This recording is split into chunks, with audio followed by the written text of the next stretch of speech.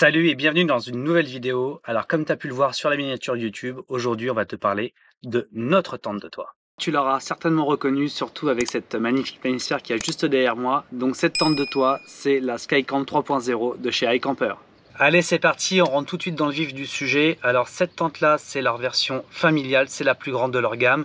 Alors il existe aussi un autre modèle, la X-Cover, qui est aussi une version familiale, mais qui est un hybride entre les coques dures et les coques molles des tentes de toit. Pour rappel, donc cette tente de toit, on l'a depuis le mois de mars, donc c'est pour ça qu'on a attendu un petit peu avant de faire un retour dessus, puisqu'on voulait avoir un peu plus de recul pour t'en dire un peu plus. On va te présenter notre tente d'une manière plutôt générale, sans forcément rentrer dans des caractéristiques techniques. Donc pour ça, si tu veux, je t'invite à aller directement sur la page de iCamper France. Tu auras toutes les caractéristiques liées à la tente.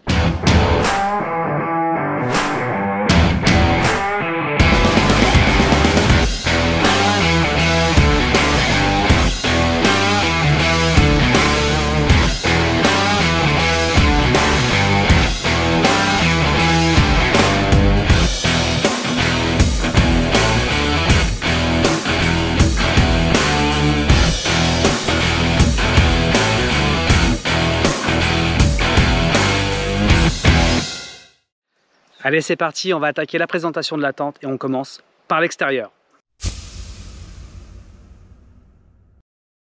Elle existe en deux tailles, celle-ci c'est la version familiale 4 personnes et elle existe également en version mini, la Skycamp Mini 3, destinée à 2 personnes. Pour ce qui est de la finition, on va retrouver la finition standard qui est la coque lisse en noir brillant et une version type revêtement Raptor en noir mat qui va la protéger principalement des rayures. Pour l'installation, c'est super rapide. On va vous montrer ça grâce à ces fixations là. Donc là, vous avez en fait un rail où on vient placer une tige avec une manivelle et en tournant, ça vient serrer les fixations sur les barres. C'est vraiment un bon point parce qu'avant, avec l'ancienne tente qu'on avait, on galérait à chaque fois qu'on l'a montée, qu'on l'a démontée. Alors c'était assez rare, mais le fait de mettre les mains sous la galerie ou sous les barres avec une quai de 13 à serrer des boulons et des contre-boulons pendant une demi-heure, c'était plutôt chiant. La coque est profilée, c'est-à-dire que cette partie-là est plus épaisse que celle-ci. Alors est-ce que c'est pour l'aérodynamisme? Certainement, je ne sais pas. Par contre, c'est un point important puisque la tente, logiquement, a qu'un seul sens de montage avec ouverture sur la droite du véhicule. C'est important puisque nous, avant de passer sur la iCamper, on avait une tente de toit souple avec un auvent 270 degrés, montage à droite. Et donc du coup, quand je m'étais renseigné pour passer sur une Skycamp, on m'a dit, bah non, il y a un seul sens de montage. Alors, ça c'est sur le papier. En vrai, on pourrait très bien la changer de sens. Esthétiquement parlant, ça ferait moins joli, je trouve. Et si, comme nous, vous avez un auvent 270 degrés, nous qui était ouverture sur la droite, il vous faudra soit changer le sens de la tente, soit changer le auvent. Sur le papier, on pourrait donc, comme je vous ai dit, la mettre dans l'autre sens. Donc la partie la plus épaisse serait sur le devant. Est-ce que c'est gênant, oui ou non? Ça dépend de votre configuration. Nous, quand on part, on a souvent des choses sur la galerie. Donc de toute façon, l'aérodynamisme, on s'en fout. Bon, l'extérieur c'est terminé. Maintenant, on passe au dépliage, à l'ouverture de la tente. C'est là le plus gros point pour moi, je trouve un des points les plus positifs, c'est l'ouverture et la fermeture de la tente. C'est d'une rapidité, vraiment c'est fou. Sur notre ancienne tente, honnêtement on passait bien 10 bonnes minutes, 10-15 minutes à déplier et 15-20 minutes à replier la tente. Là vous allez le voir, en 1 minute la tente est ouverte et c'est fini. Et pour la refermer, ça va être quasiment la même chose. Allez, c'est parti, on ouvre la tente.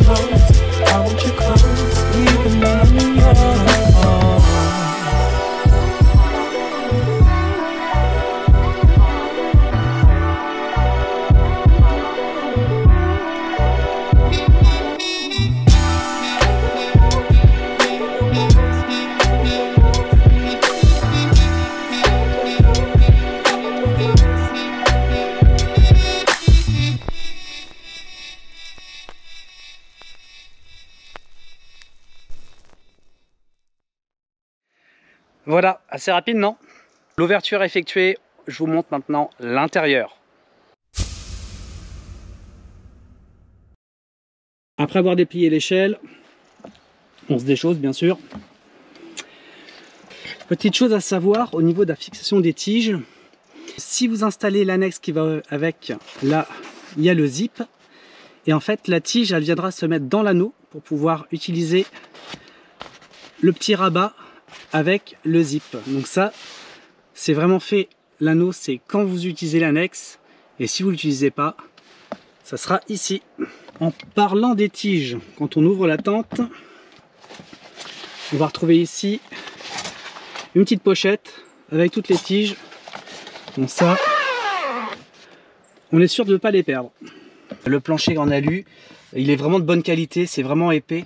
Parce que sur notre ancienne tente de toit, la première fois où j'ai retiré le matelas pour mettre un petit coup d'aspirateur en dessous pour la nettoyer, eh ben, j'ai été surpris de l'épaisseur du plancher.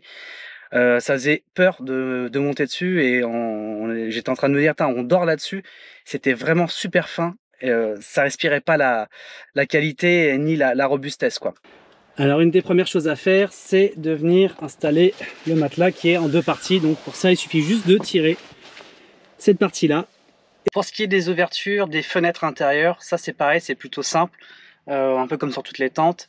Donc une première partie occultante. Juste derrière, on peut retrouver la moustiquaire. Et là où par contre, où ça devient intéressant, c'est que pas besoin de sortir encore des tiges de tension pour ouvrir les fenêtres et pour les maintenir ouvertes. On a des petits cordons ici, avec des petits galons. Il suffit de passer la main à l'intérieur, on a deux fermetures. Et ensuite, tout simplement, de venir tirer. Et là, donc là, bon, avec une seule main, hein, c'est pas pratique. Donc ça évite vraiment d'avoir à mettre les tiges de tension, et donc c'est vraiment vachement plus rapide à mettre en œuvre. Alors rien ne vous empêche après de les rajouter en cas de pluie pour que ça soit tendu comme ça, mais depuis qu'on l'a, honnêtement, on les a jamais installés. Ça c'est vraiment un gros point fort, je trouve, de ne pas avoir à sortir toutes les autres tiges et à les fixer tout autour de la tente pour que ça maintienne les fenêtres ouvertes. Ça c'est vraiment bien.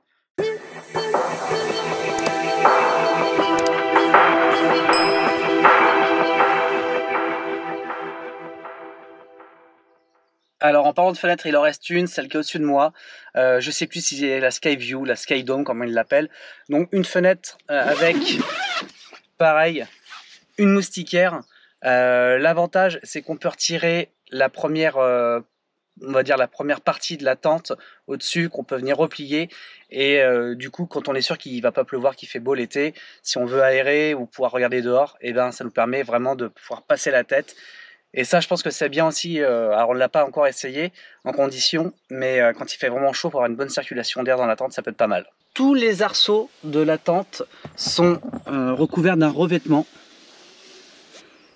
Et aussi, ils sont pris aussi dans le tissu. Ce qui fait qu'on n'a plus de problème de condensation dans notre ancienne tente. On s'est déjà fait réveiller le matin par des gouttes de condensation, même si on dort avec les fenêtres toujours entrouvertes. Il y a des matins on recevait des gouttes d'eau sur le front, donc au réveil c'est pas terrible. Avec celle-ci on n'a eu aucun souci de condensation. Alors si peut-être un tout petit peu sur ces parties là métalliques, un petit peu de condensation, mais pas de quoi avoir de grosses gouttes, de choses comme ça. Donc ça c'est un bon point, c'est vraiment sec à l'intérieur. Et puis ça évite aussi les points de rouille. C'est une tente de toit, donc 4 saisons. On peut rajouter un kit isolation, c'est pour ça qu'on va retrouver dans la tente des petites fixations un petit peu partout. Et ça donc c'est justement pour installer le kit isolation. On l'a testé au mois de mars avec iCamper France quand on est parti en Andorre. On a dormi en haut d'une montagne à 2000 et quelques mètres d'altitude. Une nuit où il faisait -5, -6 et on a très bien dormi. Alors il m'a fallu 10 minutes, un quart d'heure pour l'installer puisque c'était la première fois que je l'installais, puis en plus j'étais avec une frontale dans la tente, donc c'était pas pratique. On a dormi, il devait faire -5, -6 et on a bien dormi. Moi j'ai dormi en t-shirt et en boxer et j'ai pas eu froid. On doit gagner environ 5-6 degrés je pense avec l'extérieur, donc c'est vraiment pas négligeable. Et c'est vrai que si vous voyagez même l'hiver, ça peut être un accessoire presque indispensable.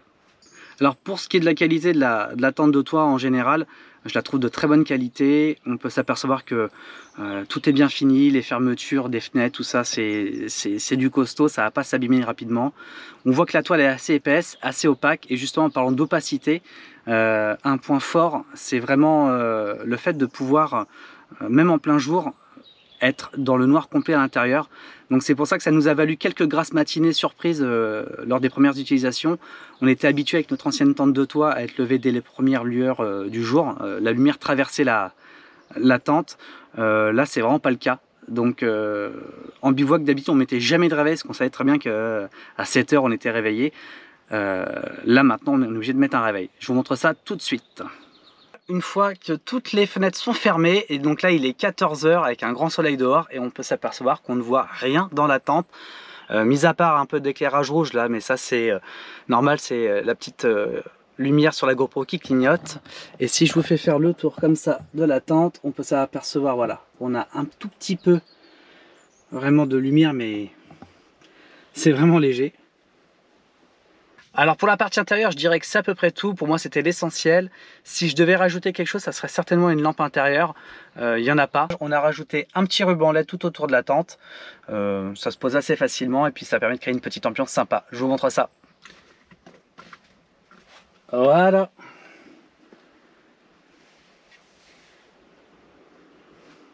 Plutôt sympa, moi je trouve. Et puis avec une application, on peut se permettre de changer la couleur. Il est temps de refermer la tente et pour ça il y a plusieurs façons de faire. Non, c'est pas vrai, il y en a qu'une en fait. Premièrement, il faut replier. Enfin replier. Il faut remettre le matelas sur la première partie et on met ça bien au fond. Alors là je pourrais pas vous montrer puisque ils sont plus dedans, mais d'habitude quand on part, donc on a nos duvets, 2 gros duvets assez épais de chez Decathlon, un duvet plutôt fin pour le petit, et on a aussi 3 oreillers à mémoire de forme qui viennent de chez Decathlon. Et il y a peu de temps on a décidé de changer, on est parti avec une couette plus une petite plaid, et honnêtement les deux passent largement. Dans la Skycamp 2.0, j'avais entendu un petit peu tous les sons de cloche. Il y en a qui disaient qu'ils pouvaient rien laisser dedans, d'autres qui pouvaient laisser quelques trucs. En tout cas dans celle-ci on peut laisser pas mal de choses, il suffit juste de bien ranger, de tout replier et de tout caler dans le fond, mais vraiment dans le fond le plus possible. Si vous laissez des choses dépasser trop, ça va forcer. Alors que si vous mettez ça dans le fond, et ben là vous êtes sûr que ça passe. Donc l'extérieur, l'intérieur c'est fait, maintenant place à la fermeture de la tente.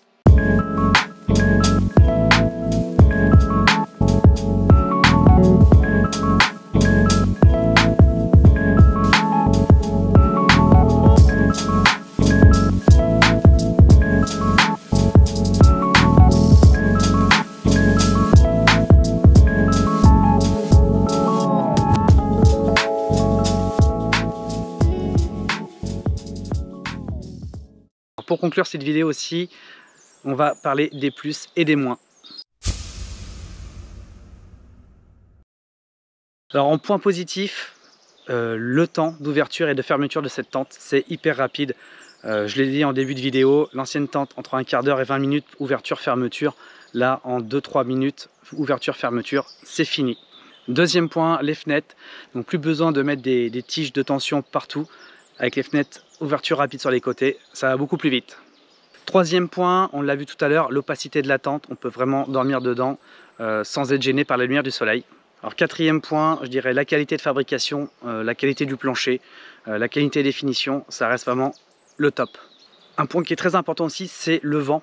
Sur notre ancienne tente, dès qu'il y avait du vent, ça s'engouffrait entre les toiles, ça venait claquer. Les petites boucles de fermeture éclair séparées avec le vent, ça venait claquer toute la nuit.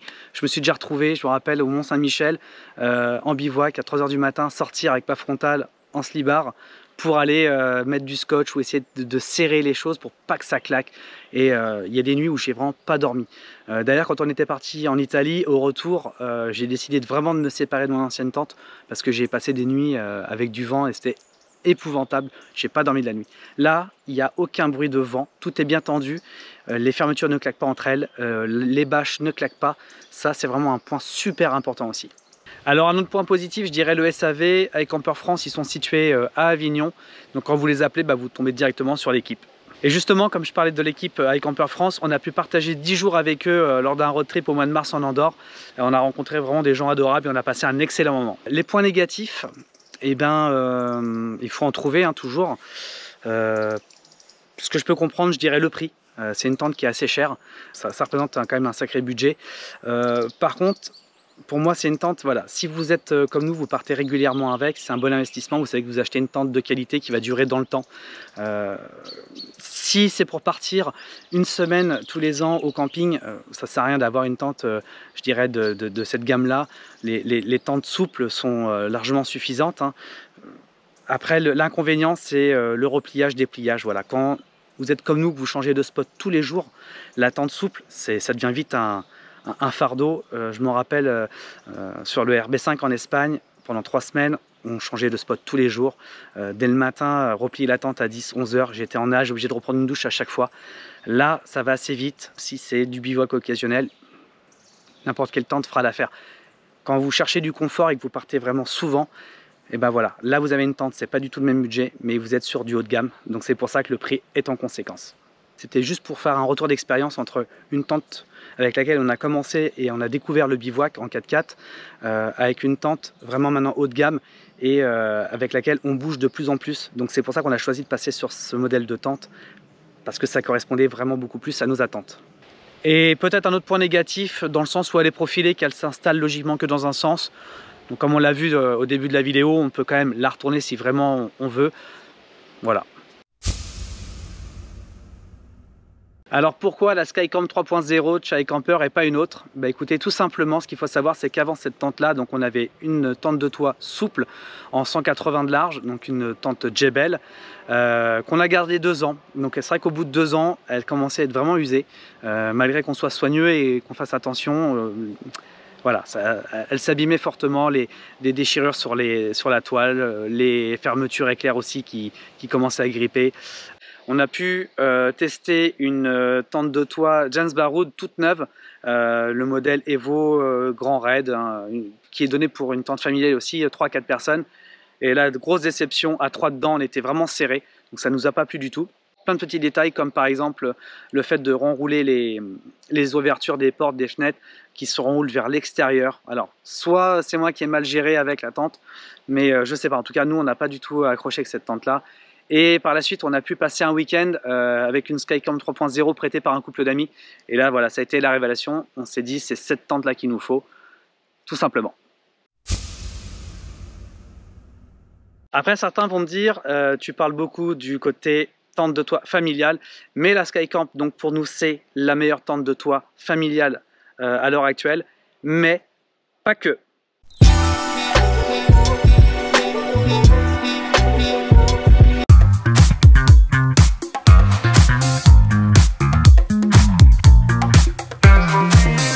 Tu me saoules, YouTube, va dormir chez ta mère. Bah, ma mère? Pas besoin d'aller chez ma mère, j'ai une tente de toit. Si vous avez encore des questions sur la tente, n'hésitez pas à les mettre en commentaire, je me ferai un plaisir d'y répondre. Certains d'entre vous l'ont peut-être déjà remarqué ou deviné dans les vidéos précédentes sur le vlog Alsace, où on voit donc Agnès qui peine un peu sur les randonnées. Mais écoutez, tout simplement parce que ce qu'il faut savoir, c'est que dans quelques mois, on sera plus 3 mais 4. Donc justement, cette tente-là, eh ben, elle permet de, si vous avez en projet d'agrandir la famille comme nous, d'avoir encore un maximum de place pour les nuits à venir. Donc voilà, vous l'aurez compris, dans quelques temps, Frenchy on the Road s'agrandit. Bientôt l'arrivée d'un petit ou d'une petite baroudeuse. Affaire à suivre. Et évidemment, si vous n'êtes pas encore abonné à la chaîne, je vous invite à le faire, à laisser un petit commentaire, à mettre un petit pouce bleu et on se dit à bientôt dans une prochaine vidéo. Salut!